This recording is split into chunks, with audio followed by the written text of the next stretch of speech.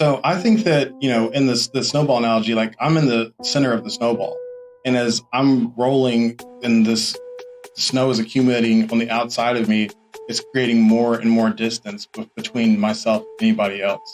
And that was definitely what I felt, is that I felt like it was harder and harder for me to reach out to other people to say, like, I need help, because I was building more and more of this thick protective layer. At least I thought it was protective, but it wasn't protecting me. It was just.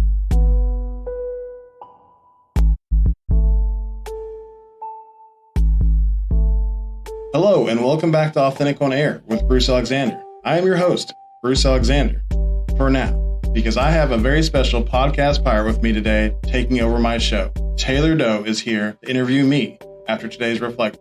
How comfortable are you trusting others to collaborate? This is something I used to really struggle with.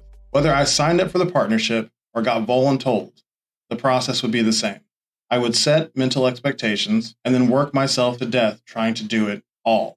My experience was generally that, one, no, they did not have the same expectations as me because I am an insane workhorse who has crazy expectations for every project. Two, my fear of their performance made it much harder for me to deliver in mine. Three, trying to avoid the conflict I thought was inevitable gave the impression that I did not want to work as part of a team.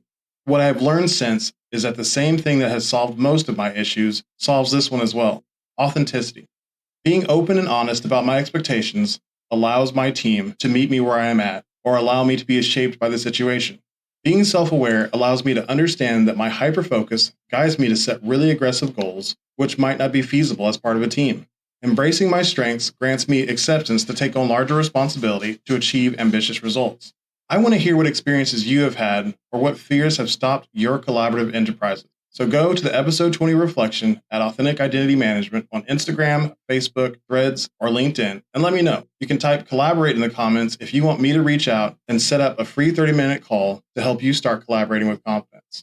If you love the space we are creating or want to help advance my mission of making the world a safer place for authenticity, here are a few ways you can support this show. Leave a review and tell me what you think is great, needs work, or you would like to see more of in the show. Follow the show on your favorite podcast platform or on all the platforms you use, and use that share function. Send an episode of this show to someone you care about, or post about it on your social media feeds or in your stories. Those are all free ways to support the Authentic mission. If you are uncomfortable being a spokesperson for authenticity, you can be a financial backer of the Authentic mission by going to Patreon and searching Authentic on Air with Bruce Alexander and signing up for a membership. I am dedicated to the work of this mission long term, but I would love your help in more quickly making the world a safer place to show up as yourself. Taylor Doe and I had a great conversation back on episode 9, where he was an outstanding guest. I'm not going to do much of an intro to myself because Taylor has one for me, and I have written a few questions for the episode that will definitely let me talk plenty about myself. So for now, I step back as your host and hand it over to Taylor Doe for an authentic takeover.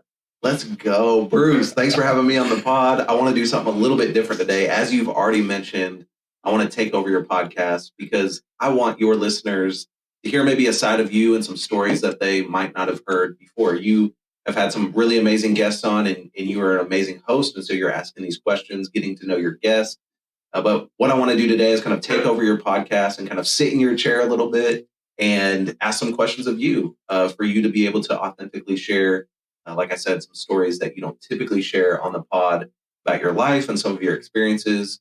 That was an amazing intro on collaboration because that's what we're doing. And I'm sure we'll get into that a little bit in our conversation. But I kind of want to do another little intro. So Bruce, welcome to the Authentic on Air podcast.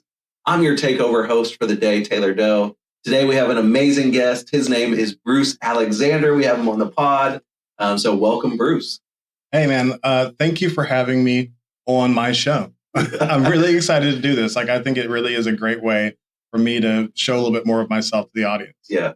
I would love to kind of start, and we'll kind of start here. I'd love for you to share a little bit, kind of give a snapshot of your day. Like, what are you doing? How do you spend your time? What are you passionate about in kind of this season of your life?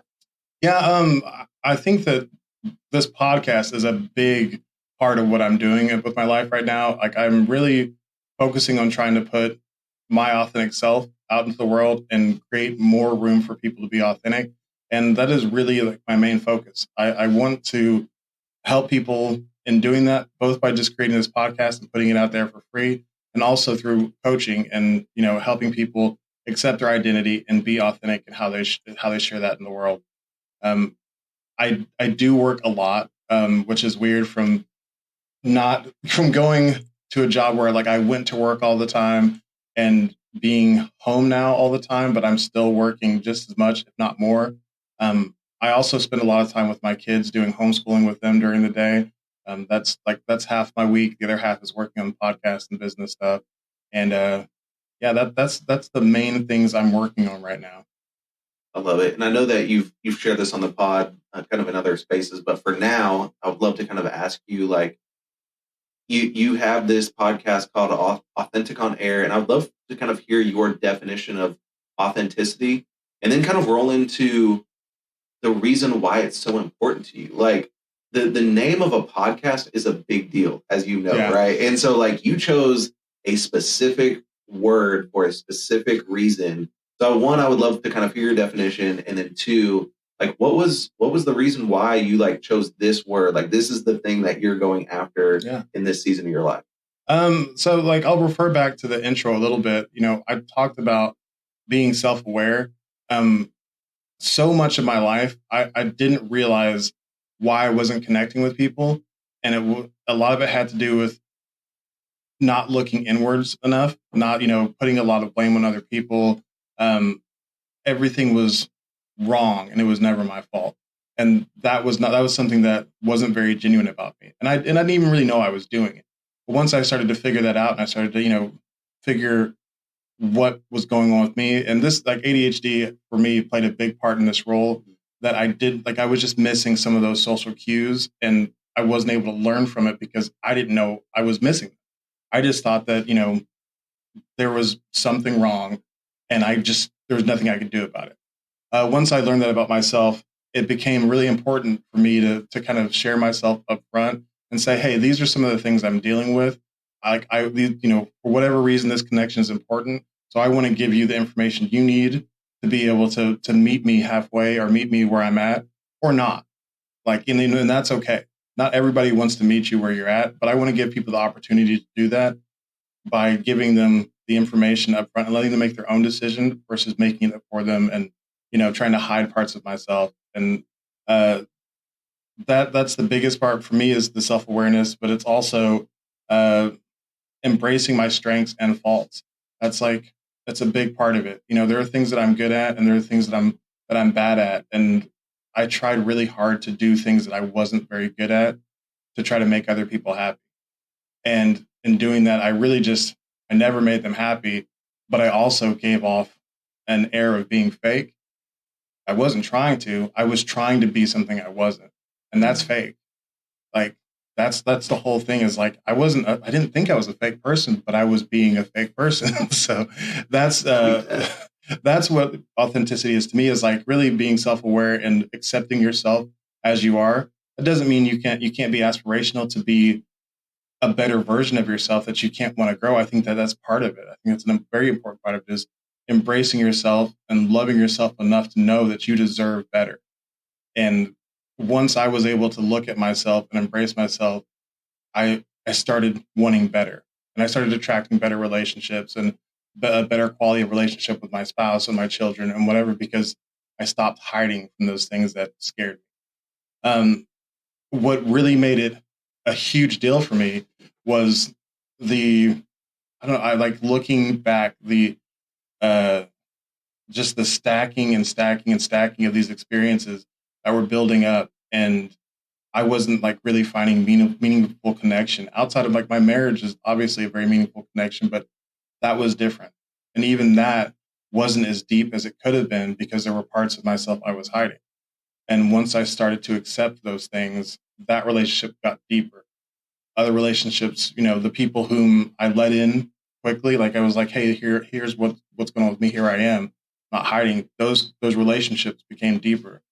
I have friends now like I've never had before in my life. Like I've got friends who support me and who cheer for me and who want the best for me whenever before. Like I don't even really like I have no friends from before 10, well, I can say, yeah, but before 10 years ago, because and it's not that I didn't meet good people. I just wasn't in a place to actually cultivate good relationships because I didn't know who I was. And so what I see from this side is that you're creating a space through podcasts, through a podcast community, through the community that you're building for people to start that self-reflection. Would that be accurate? Yeah, absolutely. I think it's really important to, for me, like, I'm not saying that this is everybody's journey, but for me, it's really important. Like, I think I've lived experiences and I've got the training and I've been through just the right circumstances to make me a really, really great facilitator of authenticity. Like, I've felt what it's like and how dark and lonely it can get trying to be somebody you're not. And I'm on the other side of that now, and I really appreciate the quality of life, and I want to share that with other people. And I want to give other people a chance to partake in both my authenticity, but also start to uncover their own. And other people who also are already more on that side, that takes continued support as well. Sure. I love that kind of aspect of like what's happening now, the process you're in, what you're creating that. But I would love to kind of like, can we like give the listeners like a journey of how you got to this point? So Sure. can we just start from maybe the beginning a little bit? Like, where are you from? Like, have you moved a lot? Have you lived in the same house for 50 years? You know, it's like, No. what is your story, Bruce? Let's start from the beginning. Like, where are you from? I'm initially from Oklahoma City, but I have not lived in the same spot at all. My earliest memories are of a little, like, I was born in Oklahoma City, but we lived in Chickasha early in my life. Okay. And my dad has a very, very, very strong connection to Chickasha, like unhealthily strong. Like I'm not joking. Like he makes, like, it is so important to him that everything be filtered through a lens of Chickasha. And that's always been really hard for me because he's set that as barriers to our relationship. Whenever, later on in life, we moved to South Oklahoma City. My parents got divorced after a while. Like, I was 11 years old. Yeah. I moved to Tulsa with my mom. We lived in 6 or so different houses while I was in Tulsa. And I wanted to move back with my dad at one point because I was a teenager and I was not happy with my situation because what teenager is. And my dad, who lived in North Oklahoma City at the time, like Northwest OKC, wanted me, if I lived with him, to commute to Chickasha to go to school. That is the craziest thing I've ever heard.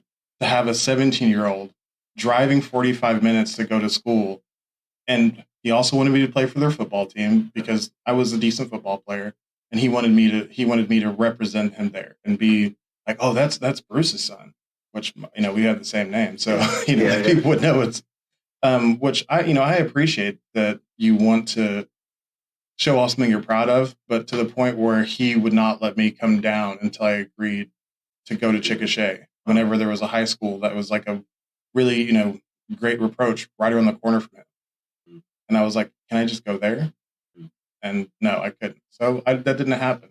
And that wasn't the only time that Chickasha was set as the barrier between us. So did you end up going to Chickasha? No. You stayed in Tulsa? Yeah, I stayed with my mom because that was, even then I knew that was not healthy. I was like, why would I need to drive 45 minutes every day? Sometimes, like, what if we had bad weather? Right. Like, that's just like, if I was living out in the country and the only school was 45 minutes away, that's one thing. Yeah, but there's like 15 schools like just off the highway between here and there. And I was like, yeah, I don't think I'm going to do that. That doesn't feel smart. So from there, I stayed in Tulsa. I did eventually moving with him whenever I started college. I went to, I got into OU and I was still commuting. I was commuting from basically making the same commute minus 15 minutes. I was driving from Northwest Oklahoma City to OU, and that was obviously a struggle. That's tough. And I eventually ended up moving in with some quote unquote friends down there to continue going to school, and stuff got pretty far off the rails at that point. To sum it up pretty briefly, got in with a crowd who had money and had opportunities that I didn't have, and I was behaving that way. Mm-hmm. I was behaving like somebody who had money and was going to be able to get out of any trouble that they got into. And whenever that happened, I wasn't able to. So, you know, I like, you know, had some time doing drugs, got, ended up having a warrant out for my arrest. That was the first time I felt like I was actively running, because I knew this stuff and I left. You know, I got kicked out of school because my grades weren't there. I wasn't showing up to class. I was late every day when I did come. So I got kicked out of OU. And instead of just like facing the things I'd done, I went back to Tulsa to stay with my mom and just hid. Hello, authentic audience. I hope you are really enjoying this unique opportunity to get to know this man behind the mic. As much as I am an open book, I have found that I don't really get too deep into the nuts and bolts of what makes me tick in a lot of conversation. Taylor really gave me a chance to spread my backstory wings and fly. So a big shout out to Taylor Doe. Next week, we will be really shifting gears to a road much less traveled. So much less, it isn't even paved. Actually, is it even a road? It's more like a trail. Yeah, a nature trail. The original Wild Wanderer, Lorianne Wild, joins me in the studio and we get back to our roots. A play educator, certified positive discipline parent educator, and the now resident nature program coordinator at the Oklahoma nonprofit St. Francis of the Woods, Lorianne is, in my opinion, the greatest builder of community and safe spaces of all time. We get deep into community building, reconnecting through nature, and how Lorianne literally changed my life forever. It is really a great episode, and I can't wait for you to hear it. If you are enjoying Taylor's interview skills, you should hear him in the interviewed chair. And you can. Right after you finish this episode, go listen to episode 9. Don't shorten your story, identifying pivotal moments and individuals to develop your character, with the TEDx speaker, Taylor Doe. This is the most underrated episode I have dropped to date, and I really don't understand why it's so slept on, but you should check it out. For now, back to my interview. Thanks for listening. I went back to working my high school job. I did everything I possibly could to just really hide from life. And eventually my mom found out that I had a warrant out, and she took me to Norman to go to jail. I only spent like 16 hours in jail, but that is not fun. Not a great experience. And also having your mom take you to jail, not a great experience. Yeah. She was right, but it still didn't feel very good, you know. And then from that point, I had also like had student loans that were starting to come calling. So all this anxiety was putting pressure into my life, and I just like receded further and further. I had this. I was on probation. I got off, you know, fairly good for having been somebody who like was actively dealing drugs at one point, and I just got off of, you know, probation for 2 years, and then parole for like another year. But that made me feel like I felt like a criminal. And I accepted that mindset, not as that I wanted to go out and commit more crimes, but as if I had no worth. And that really affected how I behaved for like the next 10 years. Wow. And yeah, I acted like an idiot. Yeah. No, thank you for sharing that. Can you explain a little bit of maybe the feeling or the thoughts you had? You kind of mentioned this idea of running or hiding, right? And maybe that might be a connection to some of the listeners, and for people who like might be in that season right now. Like, what were some things that you were thinking in that time when you were trying to hide? Was it this feeling of like maybe like, hey, if I try to push this far enough away, I can push it out of my mind? Yeah. What were some of the things that you were experiencing then? So like if you know anything about ADHD, you know that object permanence is a big thing. It's like if it's out of sight, it's out of mind. So I would, if I'd get any mail or anything about my loan, like I would immediately like throw it away. I would, you know, I would just put all of the emails like in the spam. I would really just literally hide from the, you know, it's like if I just act like it's not there, then it's not, right? Like everything's fine. And the same goes with, you know, the fact that whenever I initially so my house was raided whenever I was at OU, because they thought I was like this huge drug dealer. I wasn't. Like, you know, I was a dealer of some degree at one point. And when they raided my house, they said, you know, you can give us somebody else, somebody bigger, and this could all go away. And like I said, oh yeah, sure. I didn't really have anybody. Like there wasn't like this, you know, this El Chapo that I was like sitting on. Right. There was another guy that I went to school with who did have a pretty big connection, but he was just another kid. Mm-hmm. Like I wasn't going to give him up like that. And it wasn't out of, this like strong loyalty or anything. I just was like, it's not his fault that, he's the guy I know. Like it's my fault. Like, because we knew that they were coming. Like our neighbor had told us that there was an unmarked car going through our trash. He doesn't know what we're doing, but we need to clean up our act.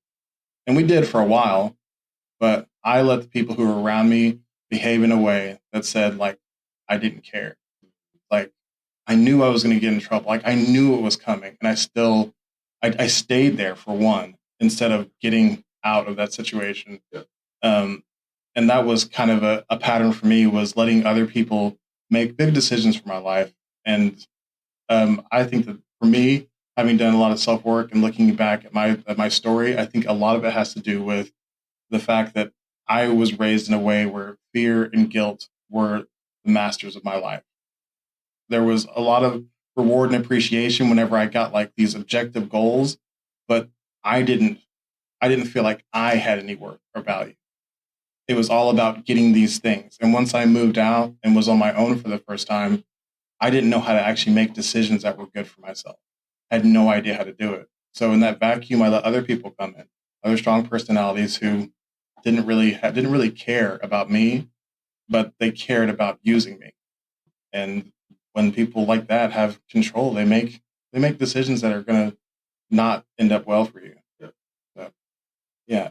But as far as the hiding, it didn't make anything feel better. Like that's an important part that I keep coming back to in my life, is that those tendencies to hide and lie and try to like make everything seem better than it is made me feel worse. Like everything I did to try to like put that thing off made me feel more anxious, made there more lies, and like harder to actually identify with people, because there was just more and more baggage blocking my connection to other people. And like that's a big part of why I'm so like bought into being completely honest with people, because I felt all that different stuff blocking me. And yeah, it's really is so real. And did you see, was there kind of do you see that there's kind of a snowball effect? Oh yeah. To that, like over the course of time of maybe a little lie here, I'm not fully authentic, or I'm trying to hide and I push this away, and then this snowballs. What are your kind of thoughts on that, when you've either your experience or other people that you've seen, when the snowball kind of gets really big? What is maybe some thoughts that if a listener is kind of feeling in that moment of like, my snowball is way too big at this point, it's like I'm trying to hold this back, or what are some of your experiences that you started to kind of chip away at that snowball? What is that? I can definitely say that, as the snowball grows, it gains momentum. And the farther it gets down the hill, the harder it is to stop. And that's just with the momentum. Plus it's gaining size and mass and speed. Like all these things are building up, because you're, instead of like doing things to slow it down, you're just adding more stuff to speed it up, which makes it harder when you're ready to make it, to stop it. Yeah. So yeah, I definitely agree that the snowball is a really good analogy for it. And for me, it just became so it was just so much speed in my snowball that I was no longer able to act like I was okay.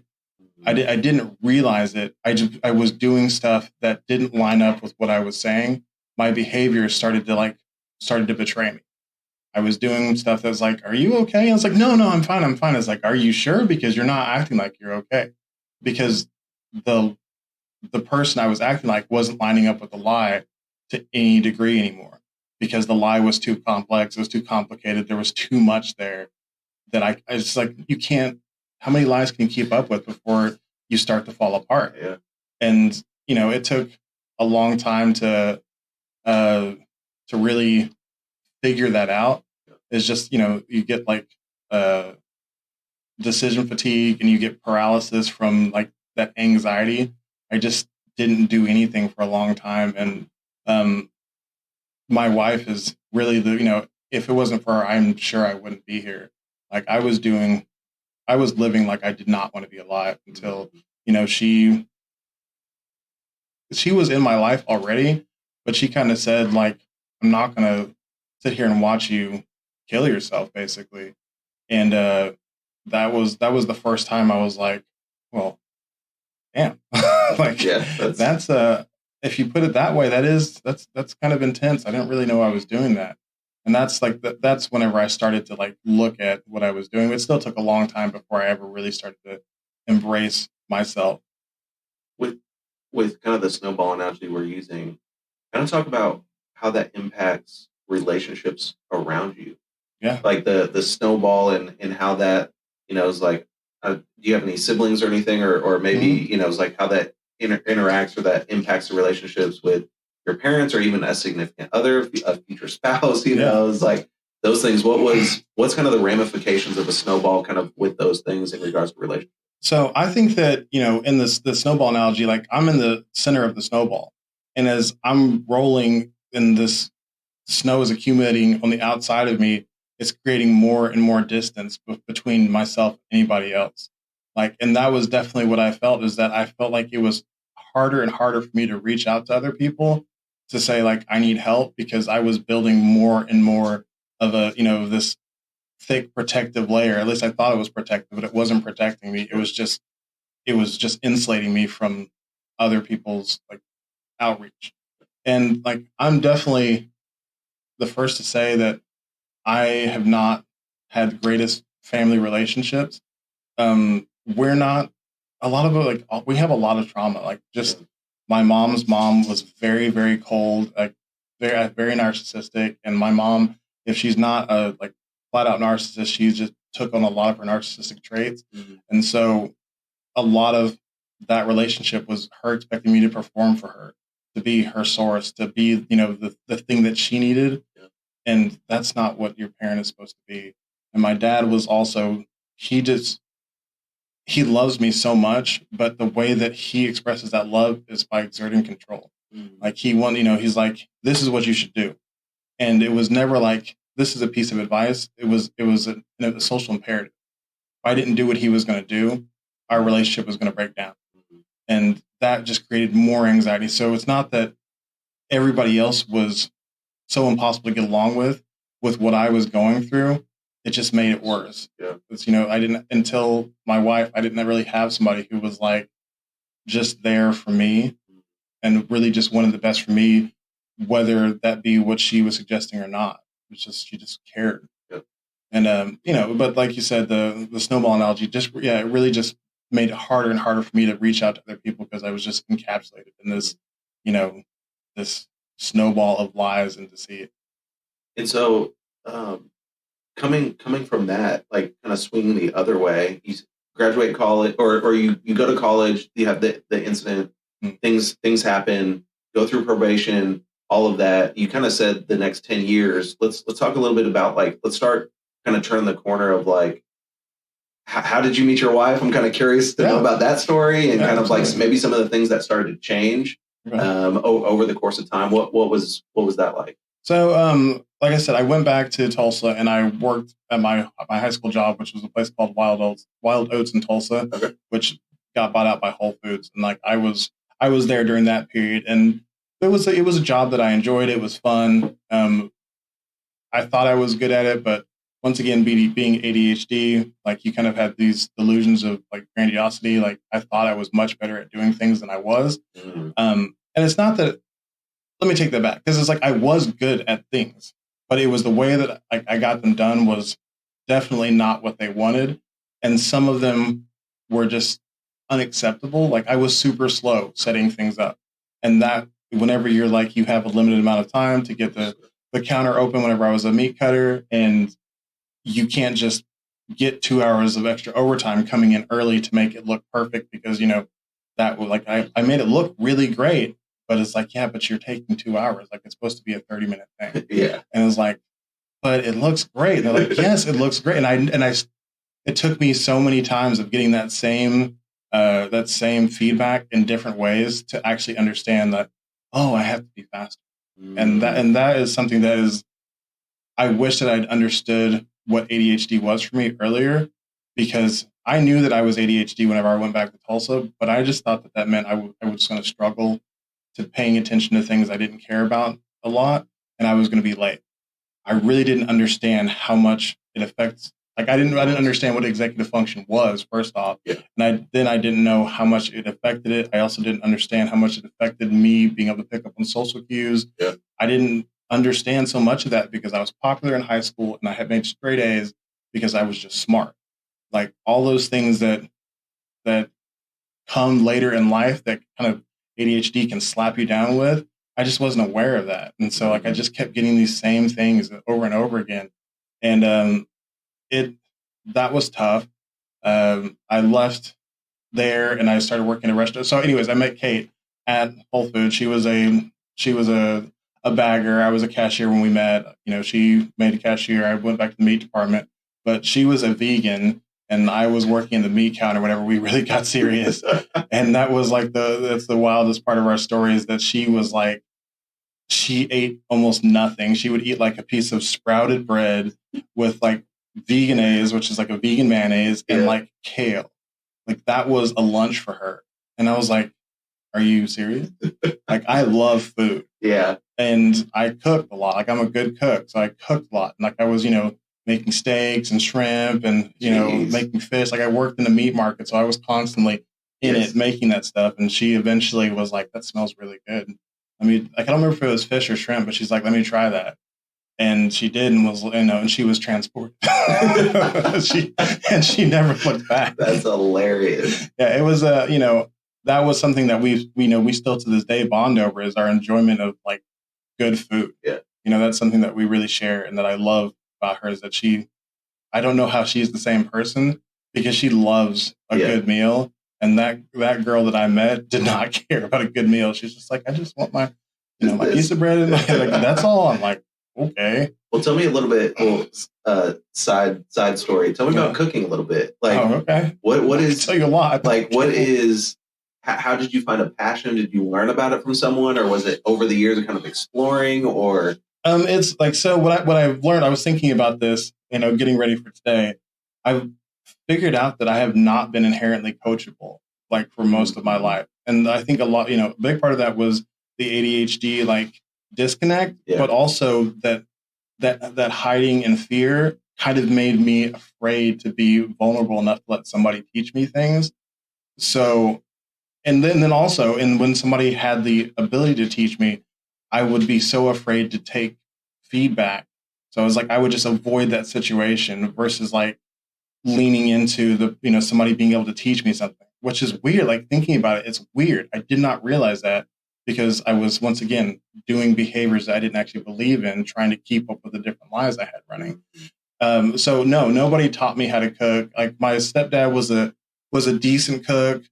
He didn't really teach me a lot. So I was like, I just started messing around whenever I started working at Wild Oats the first time. It was like I worked at a grocery store that had, you know, good product. And I just started, you know, slowly buying stuff and messing with stuff. And then especially once I got in the meat department and, you know, I was getting like it's on. It really was. It was like I was getting, you know, meat cheap. And then they also like let us demo stuff like at the place. So I started making stuff and I was like, I kind of had pretty good at this. Yeah, I had a natural proclivity to it. Like I, you know, made a couple weird things, but I started watching a lot of Food Network.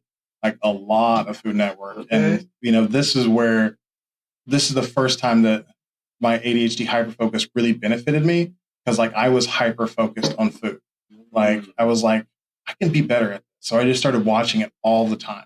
Didn't realize that until much later that I was literally watching food all the time, but I took in so much information and started to just like do stuff that not everybody can just, you know, watch it and do it, but that's how it worked for me.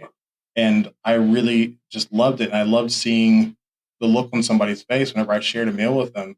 And they were like, oh, man, this is really good. I loved sharing that. So it's something that I've continued to love. I've moved more to smoking. Like smoking is it's more my current creative food process. Yeah, it's like I still, you know, like I'll still throw down every now and then for everybody's birthday. I'm like, what do you guys want? That's cool. And I make whatever it is that they desire. Like I made ramen for the first time 2 years for my daughter's birthday. She's, you know, we're into anime. Yeah. And so they really like, different Japanese thing. And she's like, we've never had ramen. Can you make that? And I was like, I will be able to. Yeah. And I did. And it was really good. Wow. And so now we have that, every couple months. And, really cool. Yeah. The thing I want to pause real quick and say is maybe a question for all of us is, what areas of our lives are we not coachable? Right? It's like, are there still, I think that's a process for all of us to kind of reflect and say, hey, what areas, one, do I have too much confidence, or maybe I'm unaware of, kind of like what you said, I didn't realize I was, not coachable until a little bit farther down the road. What are areas in our lives that, it's like we aren't coachable, and it would benefit us to be coachable in that, right? I think you probably look back and maybe say, if I was more coachable in this area of my life, maybe I'd be farther than where I'm at today, or maybe things wouldn't have been as hard, or maybe I would have learned, some technique that really would have taken me down another path. It's hard to kind of imagine what that could be, but I think we all have the ability to kind of look back and say, man, if I would have learned something different or been more coachable, the outcomes could have been different, right? Yeah, I definitely agree that being coachable is like a really important skill for growth. Like what I believe and understand now is that everybody has strengths to bring to the table. And I was never really willing to accept that because I always felt so small. I didn't want to let somebody else's strengths make me look small. And that was a really, really small way of thinking, but it's what I felt. It was like I wanted to always be showing off because I really felt so insecure that I really wanted to be putting out, like, look what I can do. This is what I can do. I can do it better than them. I don't need any help. I don't want anybody to come show me how to do this thing better because I can do it myself. And I really regret that because, I have been in situations where there have been people who've been great at things, maybe not even exactly the thing that I wanted to learn, but I like learning. So why would I not just take the experience and let it shape me? And that's something I very much regret, is that there's been a lot of opportunities where I could have been shaped in different ways that I refuse to open myself up to. That's very insightful. We'll just say that. Random question would be, if you would go back in time and you were the manager of yourself at Whole Foods, Wow. What would you do different as the manager? Wow. Kind of leading yourself. I think that's a really good question. And I've been talking about leadership a lot lately. I was on my friend Tolu's podcast, and his podcast is about leadership. It's called Dunamis EQ, and it's about leadership with emotional intelligence. Okay. And that's something that I feel is very important. And it's something I haven't felt a lot. I felt the lack of that in my various different careers, is that although I definitely was not perfect, I felt like I was met with a lot of the lack of emotion, the lack of emotional intelligence, people not understanding, people not having grace, people not being patient. And that's what I would I would manage myself with emotional intelligence, and I would take the time to get to know me and know that, because I honestly, all of the complaints I ever got had to do really with me caring too much. Like, I know that sounds stupid. Like, it sounds like I'm, like a resume answer. It's like, my only weakness is I care too much. It's like, no, but I cared so much about the product I was putting out that sometimes it was hard for me to put it out as quickly as they wanted, or as, in the way that they wanted to, because I wanted to control what it looked like. And that was, that's not always ideal, Yep. So fast forward, what was, when did you all get married? We got married in 2010. Okay. And you've mentioned your kids. Yeah. I have 4 kids now. Love it. And so you're cooking, making birthday stuff, mm-hmm. and doing your thing, your thing with that. What's one thing that you love about your family? One thing, man, my family is, what I love about them is that they are the reason that I am who I am today. Like, that through all of my, different struggles, accepting life, they're the one thing that I've let shape me all throughout this thing, is like my wife before my kids, but my oldest daughter, I remember whenever, like, I used to drink really heavily because I was hiding from a lot, and that was one way that one vice I used to help swallow the lie. Um, I had an experience where, like, I threw up in front of her, like at my mother-in-law's house, and it was like the most embarrassing thing I'd ever done. Like, and I'd done some stupid stuff. Like really bear with me. Like, it broke my heart. She didn't, she was 2 years old. Like, she didn't say anything about it. It was just like, she looked at me and I just felt so gross. Like, I felt so disgusted with myself that that experience led to me really starting to, I mean, it wasn't rock bottom yet, but it was close. That experience was where I started to, like, say, like, what is wrong with me? And what I eventually got to from what is wrong with me is there's not anything wrong with you. Stop hating yourself so much. And it's been a hard road. I've definitely hated myself a lot at different times, but they've always loved me. And their love has given me the ability to love myself. And yeah, I wouldn't have been able to get there by myself. I really wouldn't have. The people in our lives, as you kind of share the things that you're sharing, make a huge difference, right? And it kind of sounds like you're very aware of that, even kind of reflecting on your story of maybe in high school and then in college with some of the people that you were around and the influence there, and then the blessing, or like this woman comes along, and then you guys create this beautiful family, and the impact that it's had on your life, and even the way that I see you today. We don't know each other very well, and I know about you, and it's like we have mutual friends and all of that, but kind of where you're at today, the journey, is like I'm glad we're able to kind of highlight that on our podcast today, because it's very evident of like the work that you have put in. You said in kind of your intro, like, dude, you're a workhorse, right? Yeah. And I feel like you've been being a workhorse on yourself as well, not just external work and all of that. Like, you've really done some hard work of internalizing some of the kind of trauma that you've had and some of the relationships that are both positive and negative in your life, that have kind of got you to a place today. Love to kind of take the next step of, you have this family. Obviously, they are your everything, and have done that. What's kind of the next part of your story after you start having kids and things like that? Where were you at? Or were you back in Oklahoma City? So no, I wasn't back in Oklahoma City yet. So we had our son, and I was working I was doing a lot of different stuff at a restaurant, and we got pregnant with our third kid, and it started to hit me like we're barely making it. Mm. Like, we were living paycheck to paycheck. That loan was still whispering in my ear all the time, and like I felt everything crashing down on me. My wife had been staying at home for a while because she was constantly pregnant. Like, I guess I do like her a lot. Yes. But it was on me, and I took it upon myself to provide for my family, and I was failing, and that stressed me out so much. It's like, I can be a lot of things, but I don't want to be a failure as a provider to this family. That's so important to me. So my dad had been trying to get me to be a firefighter since I was in high school. He was a firefighter, and he's like, it's a good job. It's a good job. It's a good job.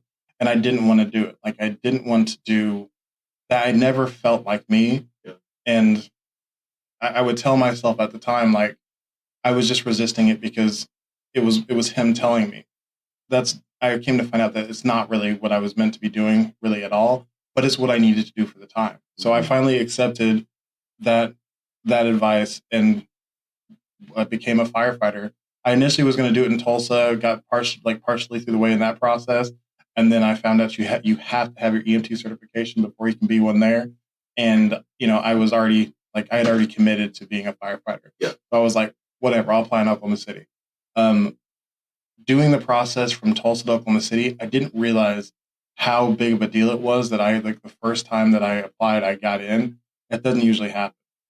And then, but it's a long process. So it took like 6 months from the time I applied, took the first, the first test, took the physical examination, did the CPAT, did all that stuff. It took 6 months before I actually got my job offer. And then from that point, it was like, oh, I got a job offer. Like, this is happening. Yeah. Like, I'm still in Tulsa. Like, we have to find a place. Like, I think we had somewhere between like two. I'm bad at time, but Yeah. I know that we had something like between 2 weeks and a month to get to Oklahoma City and be ready to start the job. Because usually people are like, they're already all in when they do it. Like I wanted to do that, but I was not already moved down here assuming that I was going to try again and I was going to, whatever. Like it wasn't like that for me. So we kind of had to throw everything together, and this is where like life started to get hard for my wife, because whenever we had started talking about it, I was going to be a Tulsa firefighter. Like her family was in Tulsa. Like we had like all of our support structure except for my dad and his family were in Tulsa. Right. For example, like I lived right around the corner from my mom, like 4 or 5 houses away. So we were comfortable where we were as far as living situation. Yeah. And whenever I found out about the EMT thing, I did, like, to me, it was like natural to just like keep moving because I'm going to provide for my family. And we never really had the conversation of like, hey, are you okay doing this in Oklahoma City? I just like was like, hey, I'm applying at Oklahoma City. Hey, I got this. Hey, I got this. And she's just like, kind of got swept up in it. And then it was like, okay, now we're moving. Well, we have to find a house. So it was never like, let's have a conversation about if you're okay with it. It was like, I remember I told her, like, we'll talk about it in 5 years. Like, if you don't like it after 5 years, I'll quit. That was a lie. Like, that was one of those lies that I accept now as being something I told her because I was afraid of the conflict. I was hiding from how she would handle the truth. And that's like something I did with her many times. And like that affected our relationship really negatively until I started to take accountability for those things. But that was a big one because I dragged her down here. And then I also didn't understand how big of a commitment it was. Once I started at the academy, it was a full-time, like not just full-time, full life job. Like we had just had our 3rd kid and I was completely vacant from our life. It was very, very traumatizing for her. Like she's in a brand new place with no support. Like my dad would, he helped us with money some, and he's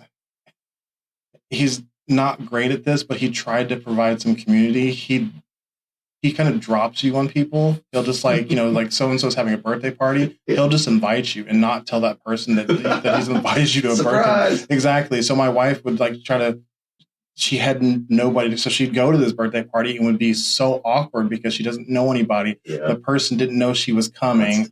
There's just, all this stuff going on. And meanwhile, whenever I wasn't at the academy, I was at Barnes & Noble's with my best friend Tommy studying for the academy because we had to learn.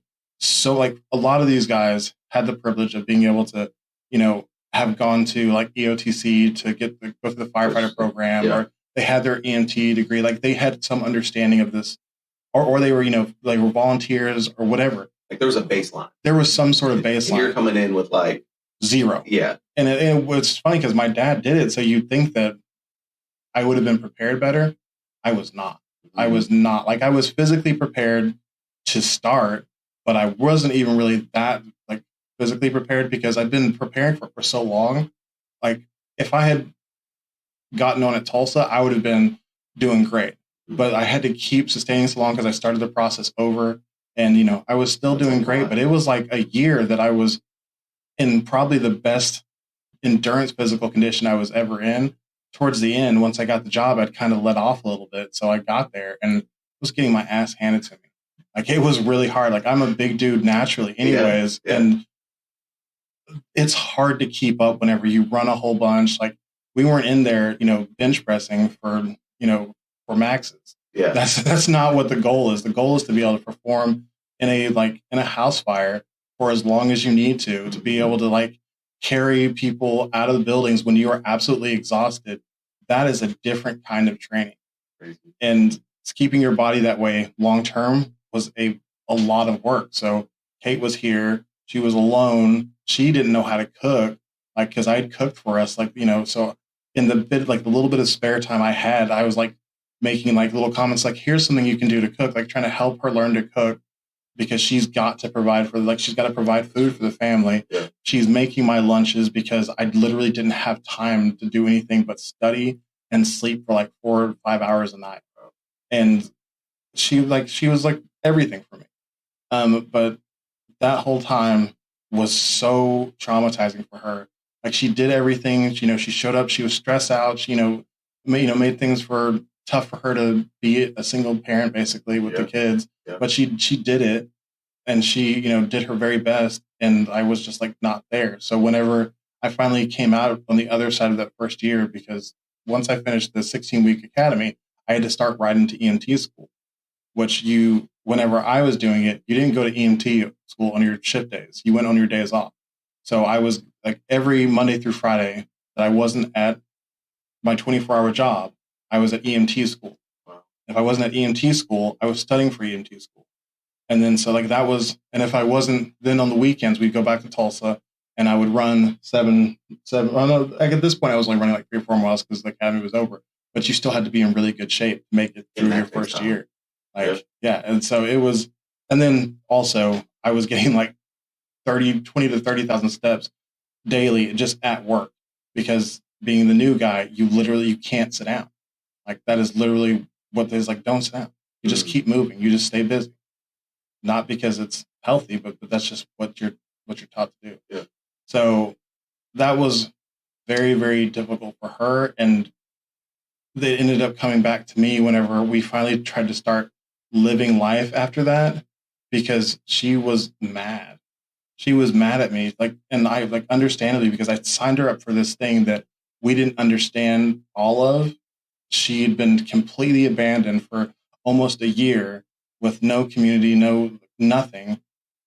And then I also was not gonna leave the job, because now I've put too much sweat equity in.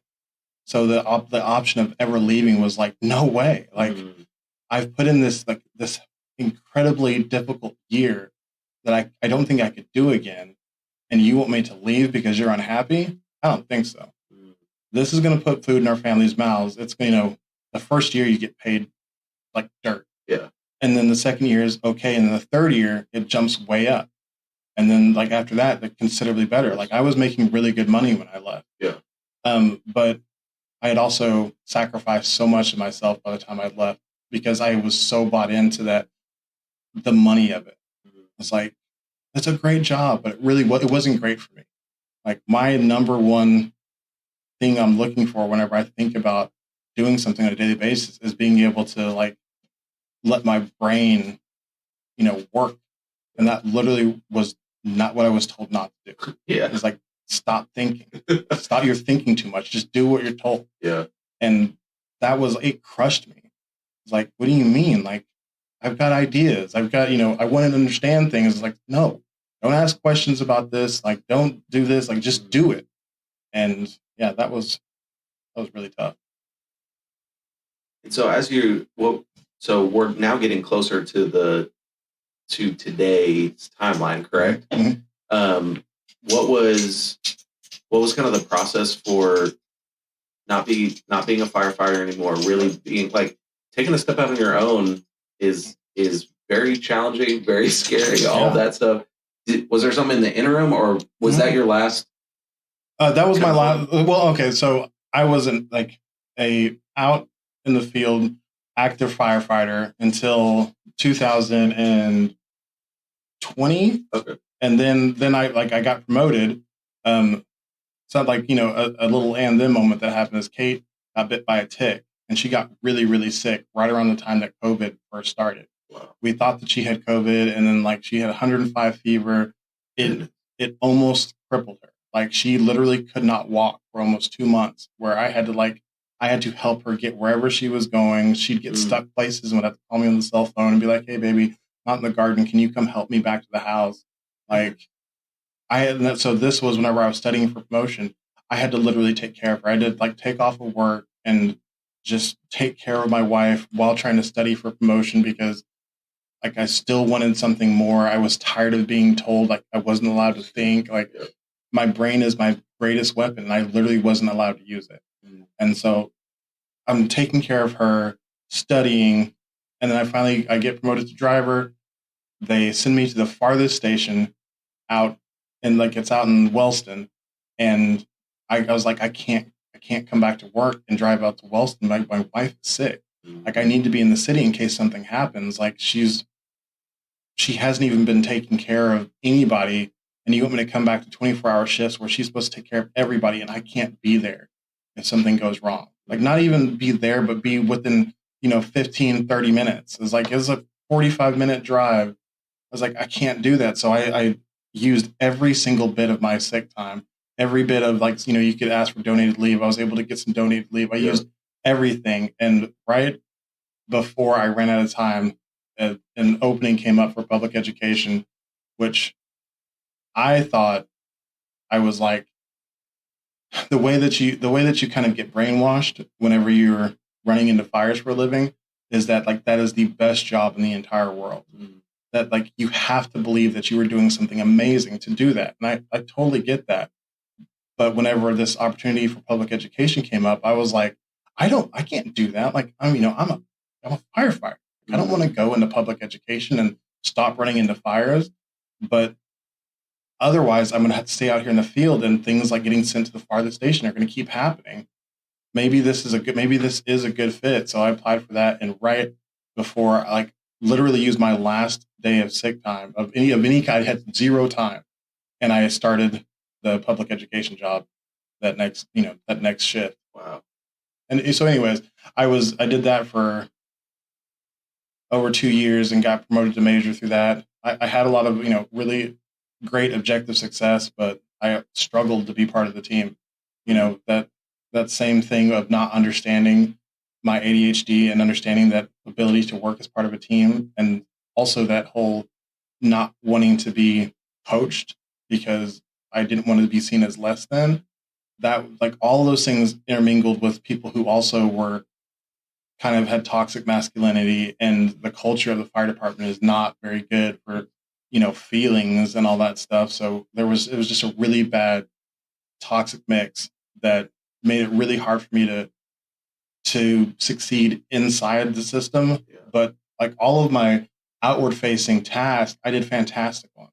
Like, I managed a 501c3 in the event for that, and it was the most successful it had ever been for the 2 years I did it. And I did really good with that. But my boss told me about 6 months before I ended up leaving, like, something's up with you. And, I feel like you're not telling me something, and, you need to figure something out, or else, you're probably not going to be able to stay here. Mm-hmm. And I was like, what the hell does that mean? Like, what's wrong? Like, what am I doing wrong? Like, all of the things I'm supposed to do, like, tick the boxes. I was able to do all those things, but there was this missing factor. And I don't know if me being more open with my ADHD would have made him understand that. Mm-hmm. I don't know. Yeah. Like, I'll never know. But like, I told him at that point, but I think the damage was already done. People in that job listen to the gossip and the rumors whenever they're given any, like, not everybody listens to it all the time, but as soon as they're given any shred of truth to that, they're like, yep, it's just like they said. So I had been told a lot that I wasn't there for the right reasons. And I was like, what does that mean? I'm here to make money to support my family. And this one guy who was a really, really terrible relationship I had, his name was Baiko, and he was really, really outspoken about the people he didn't like. And so he just talked trash about me all the time. And he's like, I don't think you're here for the right reasons. You're doing this and that. And what I realize now is that he saw me trying to be something I wasn't, and thought I was just like being fake, and thought I was lying whenever it was like, I just was trying to fit in. Yeah. I was just trying so hard to be what I thought other people wanted me to be. And he read that as, a negative. And is that his fault? I don't know. Is the way he handled it his fault? Absolutely. He was a monster. He made it a nightmare for me to come to work. Is it my fault that I wasn't honest with who I was? Yeah, but I also didn't realize that me trying to manage and just put on a brave face was being read that way. I had no idea. Yeah, that's tough. Yeah. And I think that comes back to, some of the kind of the emotional intelligence piece that you kind of talked about earlier, and being on your friend's podcast from a leadership perspective of being as a leader. I think one of the big characteristics is empathy, right? And being able to connect with the people that you lead, and not even lead, maybe he wasn't that, but even people that we work with, right?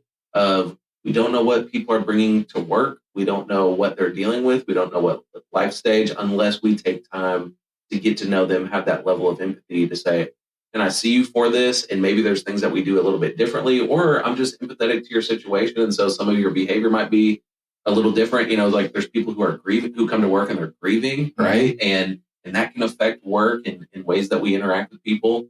And so those are the things that, as you kind of hear that, I feel one, hopeful in the work that you're doing right now, because the people who are in positions of leadership that you get to speak to hopefully can be more authentic and empathetic in their positions, right? Yeah. I talked about authentic leadership, like that's my specific platform for coaching leadership. It is so much more about leading with your heart than it is about like trying to force people to meet tasks, goals, whatever. It's like everybody is in a job or a position for a reason.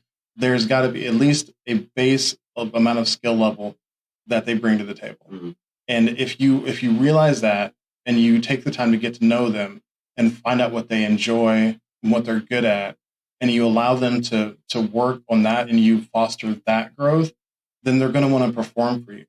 They're going to want to do things because you're letting them fulfill something that feels like at least part of their purpose. Yeah. And I absolutely was not getting that. I was, like I told you, it was like, stop talking so much, like stop asking questions, like just do what you're told. Like that was never going to work for me. Now, if I could coach myself now, I would tell myself differently as to like, it's not never going to work. You just have to understand that you can tell them who you are, and they don't have to accept all that. But if they would have known, like, hey, like I'm ADHD, like you're telling me things often, and like I think that I'm doing them. I need you to be more clear about what I'm doing wrong when I'm not doing them. Yeah. Instead of like I would get feedback and then I would hide, and I'd pull farther and farther back. I would try to avoid them more and more because I was afraid of getting more and more negative feedback, because they didn't actually care about me trying to like feel better. They just wanted me to do the thing that they wanted, and they weren't communicating in a way that I could understand. And that's, I don't think that was ever going to be the long-term right place for me to be, but I could have gotten through it like a little more unscathed if I had known that you just gives people all the information up front. So then whenever they're not telling you things that are helping, you stop internalizing it so much. It's like, I've given you all the information that you need to communicate with me better. If you're not going to take it, then I realize that you don't actually care about me. So I'm going to stop taking those things that you're saying about me so personally. Yeah. Like that's about you. Oh, I see it now. Like you feel this way. That's what you feel. Yeah. It has nothing to do with who I am. Well, and I kind of see the things that you're pulling from your different life experiences into the coaching that you're doing, into the podcast, all of those things that's part of your story that you've shared part of today, right? On the pod is these are some things that have impacted you in a way that you've been able to step back a little bit from and say, hey, what are the learnings that I can pull from this as I want to encourage and help other leaders who might be in similar situations? Yeah, absolutely. And so that's as you were kind of wrap back to the front of the podcast was what are you working on today? And it seems like getting a little bit of the backstory kind of gives us as listeners insights into kind of the coaching and area that you're really passionate about, because what I see also is that you want to unlock the potential in people. Yeah. And you want to help others do that. And I think you have felt it in some of your work environments where you're like, I have all this potential. Like I will be great in this role. Just my potential is not being unlocked because I'm not understood, or people aren't taking the time to understand some of these strengths that I have. Yeah. And that's what I really see you doing in your coaching business, is to say, hey, here's how you as a leader can unlock the potential in the people that you lead. Yeah, and it works from both sides. Is that, I really want to help people understand and embrace other people, but I also want to help people show up as themselves and let themselves be understood. It's impossible for somebody to understand a person who never shows up.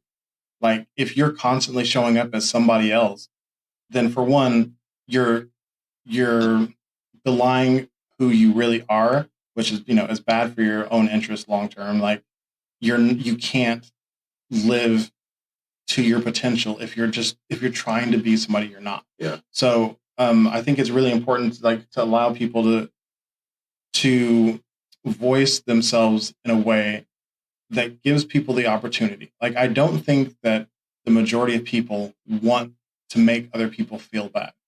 I think that, people can really put themselves first. They can, there's a lot of different things that are the priority in people's mind, but I don't think that their goal is to make other people feel bad. So I think that it's really important to be able to speak in a way that allows you to express who you are and give people the information so they're able to make decisions on how they want to communicate with you and what importance they want to put on making you feel seen. Like, I don't think that it's every person's responsibility to see you, but I think that given the opportunity, a lot of people will they'll take that in and will choose to exercise some of that information to improve their relationships as well. I'd love to ask you kind of one last kind of deeper question, then maybe to kind of wrap up our time, a few kind of lighter hearted questions, if that's cool with you. Yeah, absolutely. Right now in the season of life you're in, what ways do people describe you both incorrectly and correctly?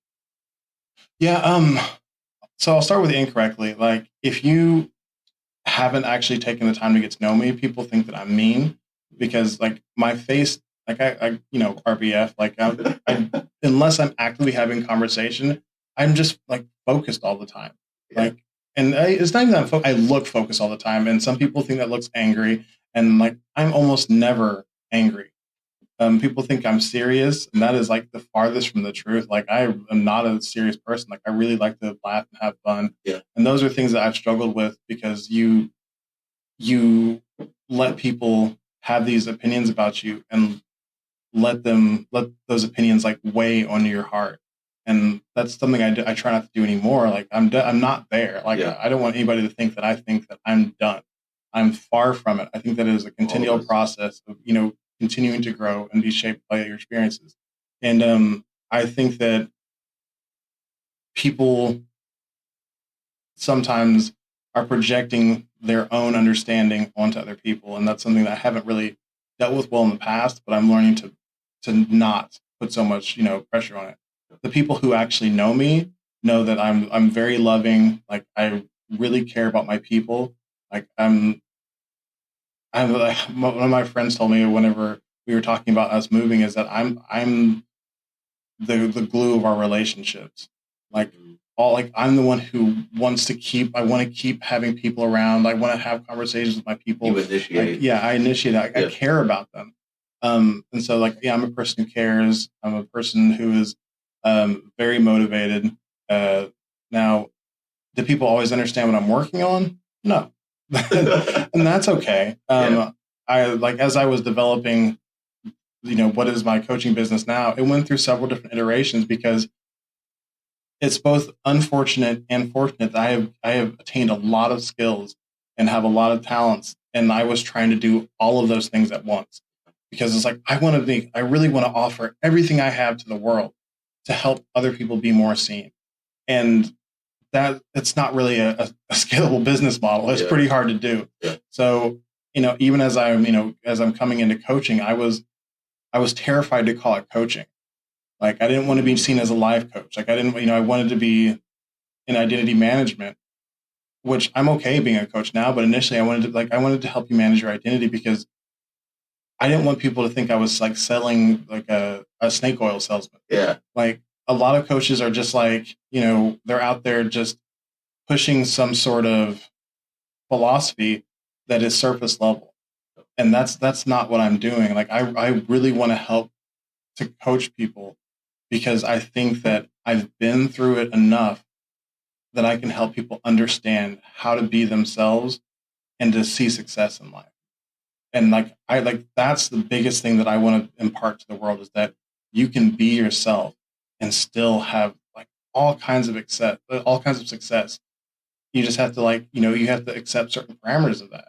Like you have to be willing to make certain sacrifices for your goals. And that's really anything, but I think that I've seen it firsthand well enough and I've done enough research and training. Like I'm a certified life coach and, I went back and got my degree and like I've learned so much through all the different experiences that I want to help people get to where I'm at and beyond much faster than I was able to. Like from the time that I started to look at how important it was to accept yourself to the time it actually took me to get there was a long time. And you're trying to shorten that path for people. I just want to help pour everything I've learned into other people so they can start to love and embrace themselves and live in the path that is actually meant for them faster. I love that. It's very clear, evident in the work that you're doing, and even the way that I've heard how you're interacting and doing relationships with people in Oklahoma City. That's really awesome. I'd love to kind of leave any kind of last. We're kind of in that series. I'd love to kind of back out with 2 or 3 questions. But do you have any last kind of thoughts or anything about your business that you want to share? This is the question that people always ask. That's what I always ask people that they're never prepared for. Yeah, and I feel equally as unprepared, but I'm going to push through and I'm going to say something. I think that the most important thing to take away from learning about me is that I have been at the darkest space that a human can be. Like I've lived it.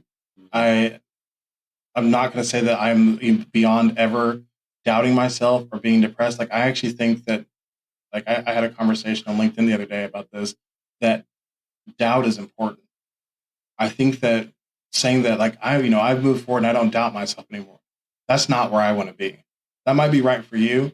It might be right for many other people, but for me, I want to continue doubting myself. I want to continue asking myself questions and having internal dialogues and say, is this right? Like doubt is a great tool for shaping yourself. If you let it just be that. Like, do I want to doubt myself to the point where I let my decisions become fear-based? I definitely don't want to do that. Like, and that's something that I've moved past is making fear-based decisions. I want to use doubt as an analytical tool. Like, okay, if I'm doubting myself, maybe there's a perspective I'm not seeing. Let me step back and let me look at it from a different angle.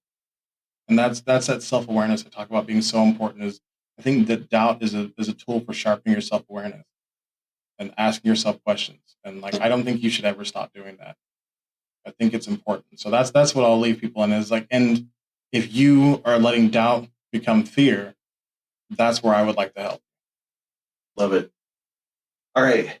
Let me think of 3 quick questions that we can end with. One would be, what is a hobby that you're spending time on right now? Do you have any hobbies? Hobby? No. I know you work a lot. I know you're grinding, and so yeah, I am grinding, and like so whenever I went back to school, I started taking drawing seriously. Okay. And I really enjoyed it, and like was really heavily into it. And as I started to build my podcast, my business stuff, I really made less time for it. Yeah. But I've been trying to make time for it again.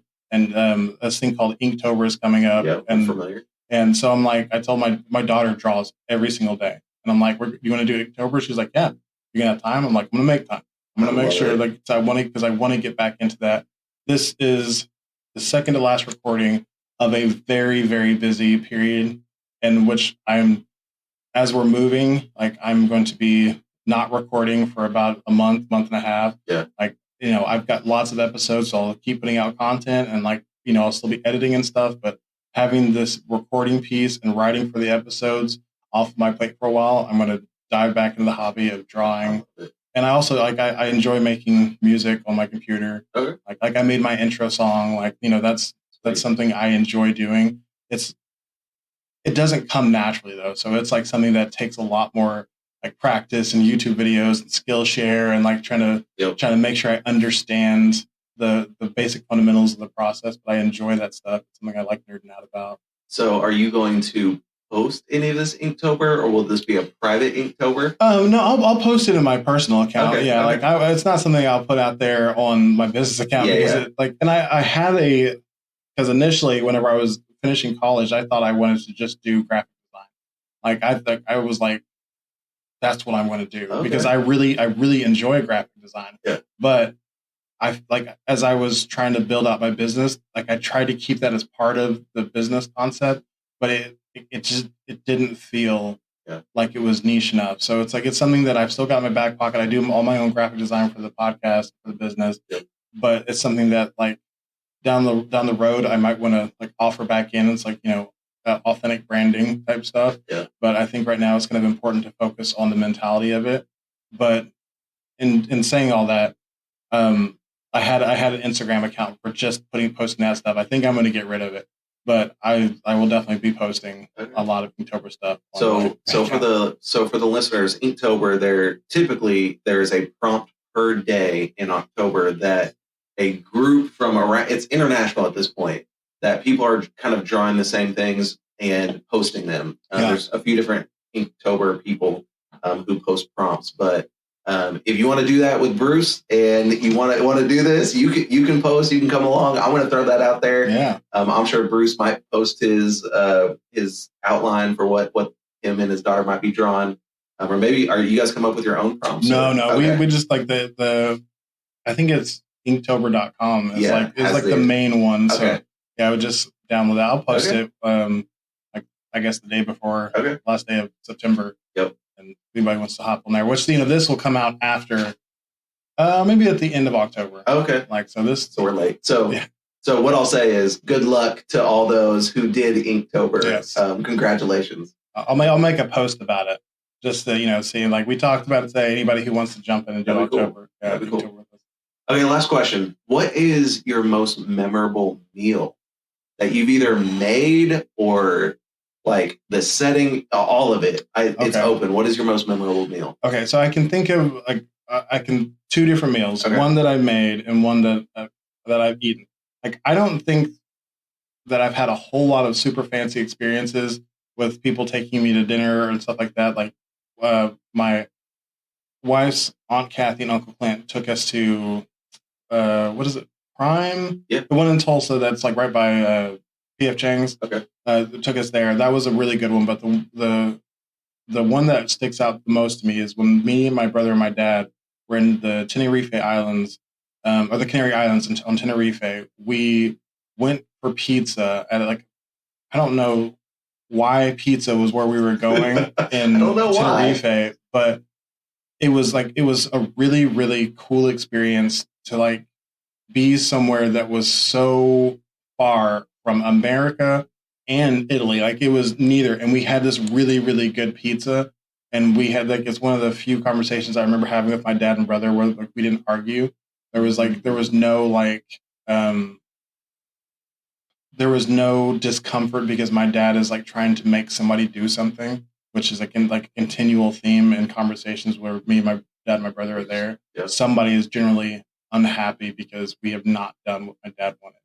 But we were just there and we just had a good time and ate, and the meal was great. And they asked if, what kind of water we wanted. Like what kind of water? And agua con gas or agua no con gas? And we're like, I said con gas. I was like, sure. Yeah. And it was my first time I ever drank sparkling water. Yep. And it like punched me in the mouth. I was like, oh, what is happening? What is wrong with this? And, you know, that's not something that I'd grown up with. Like, yeah. I literally had never tried it before.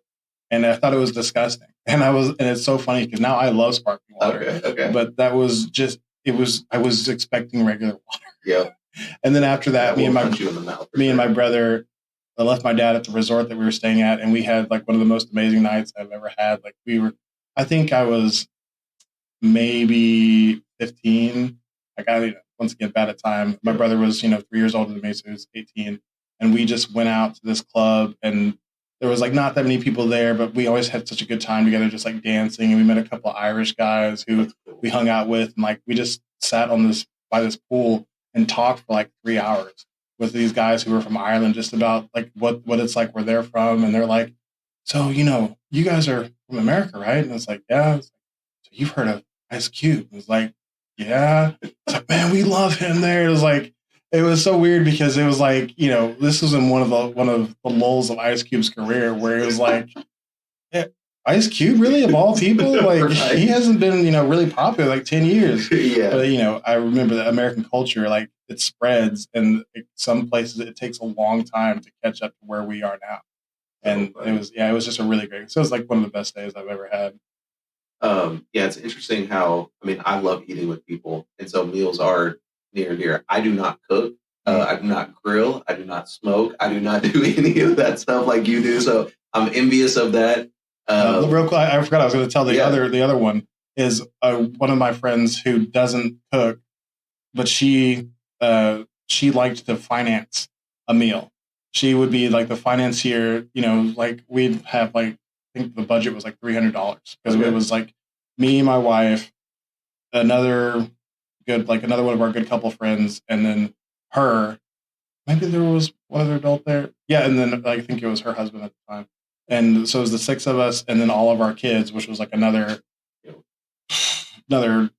14 people. So it was, and so for the kids, I made like fresh French bread pizzas from like nice Italian bread, and like everything else was like homemade, scratch. Like made the pizza sauce, everything. Because I never wanted to like look at kids like they can't enjoy a great meal. Like I made them like Caesar salads, like, I made the croutons, made everything for them. That was one part of the meal. That was just the kids' meal. For us, this was like the fanciest meal I've ever made for sure. And I don't quite possibly the fanciest I've ever eaten. Yeah. So I made like seared scallops with I think it was a Blanc sauce, and then like dry aged ribeyes, and with like these creamy herb carrots I make. And there was one other part of it, but it was like everything was like the best I'd ever put out. It was like the steaks were cooked perfectly, the scallops were cooked perfectly, and everybody enjoyed it immensely. And we had a great conversation. That was one of those ones where I was so happy that everything came together at the right time. Because if you don't cook, let me tell you, it's difficult to get all of the things right at the right time and get it to everybody in the right time for it to stay right. Mm-hmm. So it was like getting everything done and served up and like on the plate, and then being able to sit down and enjoy it. It was quite the miracle. And it was so enjoyable to do, and then also to see other people enjoy. Like, and I also didn't have to pay for it. And that was like, that's sometimes I find myself like, I love the experience of presenting food and like having people enjoy it. But then like, I like got this buyer's remorse where it's like, but I paid for all this. Yeah. And that's like, so having somebody else like say, I would love to pay if you'll just cook it. It felt like that was one of those things where it's like, I felt seen. Mm-hmm. Like it didn't make me feel seen. Just the thank you and all that is like great, but it was like whenever you're also paying, for sure. it could feel like I was being taken advantage of because it was hard work. Yeah, but it's like just not having to pay for it was enough, and I was like, yes.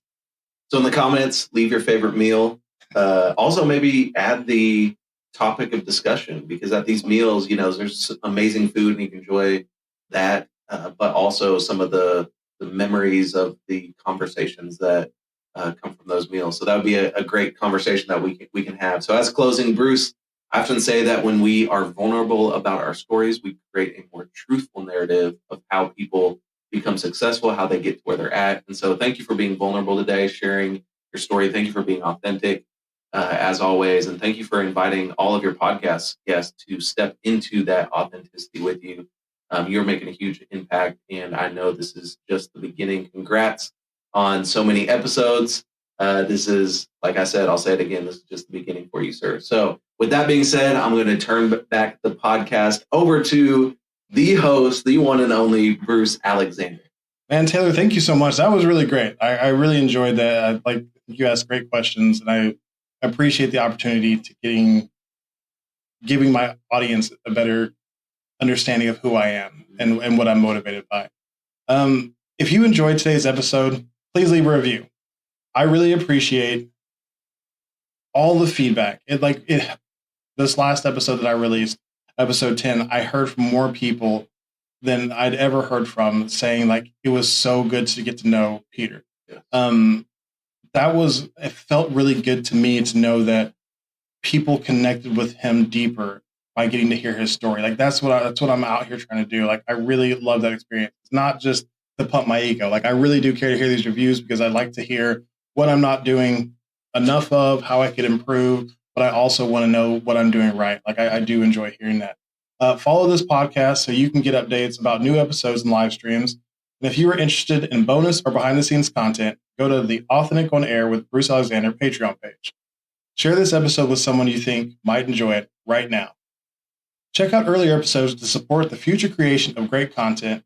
And don't forget to @Authentic Identity Management on Instagram, Facebook, Threads, and LinkedIn. You can also head over to the Authentic Bruce YouTube channel for podcast video and impactful clips from my conversations with these great guests. Finally, if you are struggling to show up as yourself in your content, your work, your family, or your life, I would love to help you. Authentic Identity Management does authenticity and identity coaching to help you align your true self with the identity you share with the world. It's exhausting to live someone else's life. Live authentically and access the potential that belongs only to you. You can contact me on social, or you can email me at bruce@AuthenticIdentityManagement.com, and we can set up a free 30-minute consultation. That's it for today's episode. Thank you so much, Taylor, for your authentic takeover. It was really amazing. Until next time, be yourself, love yourself. Bye, everyone.